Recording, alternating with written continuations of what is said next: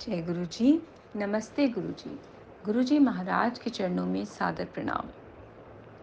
संगत जी, गुरु महाराज की असीम दया और कृपा से हम उनके दिव्य ग्रंथ लाइट ऑफ डिविनिटी के हिंदी रूपांतरित ग्रंथ दिव्य आभा का पठन कर रहे हैं। इसी पठन के अंतर्गत जो सत्संग हम आज पढ़ेंगे उसका शीर्षक है एक होर मुंडा लेना है। मुझे अभी भी याद है जब हमें गुरु जी के दर्शन का सौभाग्य प्राप्त हुआ। वह जून 1998 की घटना है। अपने पति के मामा जी से उनके बारे में सुनने के पश्चात हमने काफ़ी प्रतीक्षा करी थी, परंतु मेरे पति श्रीनगर में कार्यरत थे और हम उनके पास नहीं जा सके थे। इसका संयोग तब बना जब मेरे पति वहाँ से स्थानांतरित हुए। मेरे पति के मामा जी के अनुभव स्मरणीय रहेंगे। गुरु जी से मिलने के पूर्व कई हृदय रोग विशेषज्ञों ने उनको बाईपास करवाने की सलाह दी थी। गुरुजी से मिलने पर उन्होंने मामा जी को उनके पैर दबाने और अपनी समस्या बताने को कहा।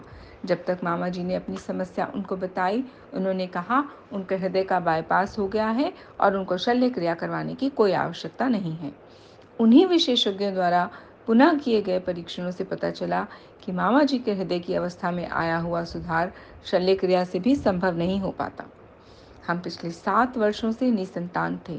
यद्यपि इसकी चिंता हमें लगी रहती थी, समस्त प्रयासों के बाद भी हम विफल रहे थे और हमने इसकी आशा छोड़ ही दी थी। परंतु जब हमने सत्संग और गुरु जी की दया से हुए चमत्कार सुने तो हम पुनः आशावान हुए और यही सोचा कि कृपा हुई तो यह संभव हो जाएगा। हम एम्पायर स्टेट स्थित गुरु जी के मंदिर में देर शाम को पहुंचे थे। उनके दर्शन भी हुए, हमने लंगर भी ग्रहण किया। गुरु जी ने हमें अपना परिचय देने के लिए कहा और फिर अपने जन्म दिवस पर एम्पायर स्टेट के निकट द रैंच नामक स्थान पर आने का निमंत्रण भी दिया। वहां जाकर उपस्थित अपार जनसमूह को देखकर हम विस्मित रह गए। प्रत्येक को गुरु जी की कृपा के बारे में कुछ न कुछ बताने के लिए था। इस आशा से कि हमें भी कभी गुरु जी के आशीर्वाद मिलेंगे, हमने गुरु जी के पास जाने का नियम बना लिया। हम गुरु जी को अपनी समस्या के बारे में बताना चाहते थे, किंतु संगत के सदस्यों ने मना किया और कहा कि समय आने पर गुरु जी स्वयं ही उसका उल्लेख करेंगे। एक दिन गुरु जी के ने उनके पास आने का कारण पूछा तो मैंने उन्हें बताया कि मेरे कोई संतान नहीं है। उन्होंने कहा कि हमारी संतान होगी और हमारे आने के दिन निश्चित कर दिए। मैं गुरुजी के कथन से प्रसन्न थी, किंतु मुझे यह भी चिंता थी, क्या गुरुजी को वास्तव में हमारी समस्या का ज्ञान है? क्या उन्हें पता है कि हमारे कितने उपचार हो चुके हैं और वे सब विफल रहे हैं? मैं सोच रही थी, क्या उन्हें पता है कि मेरे गर्भाशय की नलियों में त्रुटि है और मेरे पति में शुक्राणुओं की संख्या कम है?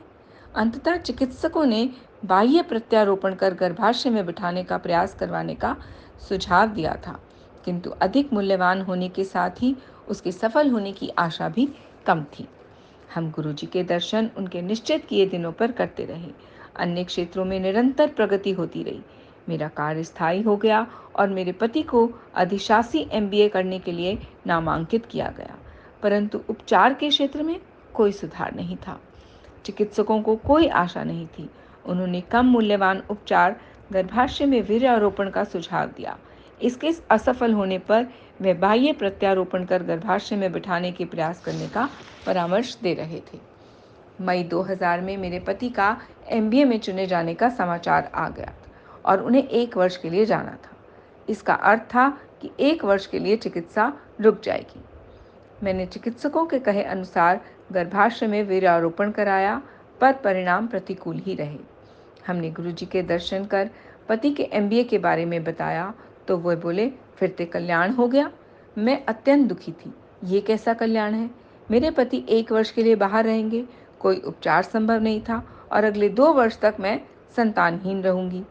परंतु गुरुजी ने यह सब देख लिया था और वो किया जिसकी हमें कल्पना भी नहीं थी। हाँ, कुछ दिन के उपरांत हुए गर्भाशय परीक्षण में पता लगा कि मैं गर्भवती थी। हम दोनों को ही विश्वास नहीं हो पा रहा था। हम दोनों हर्ष से विह्वल और कृतज्ञ थे। आंखों में आंसू भरे हम दोनों बहुत देर तक गुरुजी के चित्र को चूमते रहे। उन्होंने हमारी नियति को परिवर्तित कर दिया था। उस संध्या को जब हम गुरुजी को यह शुभ समाचार देने गए, उनके दर्शन हेतु गए, तो उन्होंने संकेत दिया कि मैं कुछ न बोलूं। मैनू पता है, उन्होंने कहा। हाँ, मेरे मन में विचार आया, केवल उन्हीं को तो पता होगा।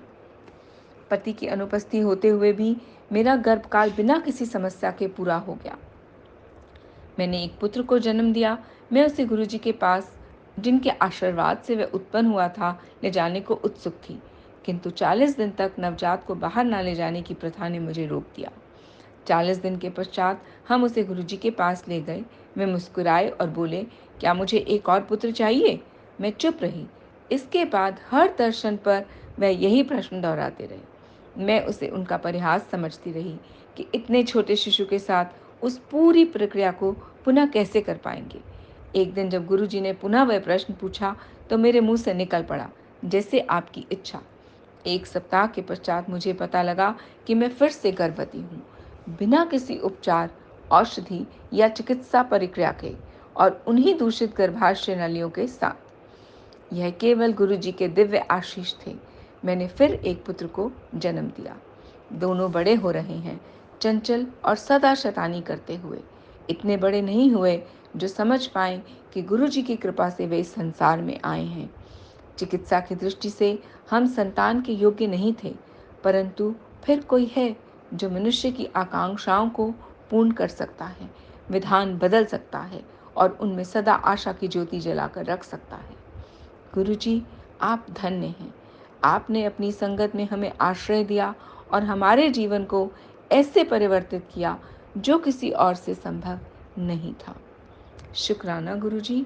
Thank you Guruji. गुरुजी।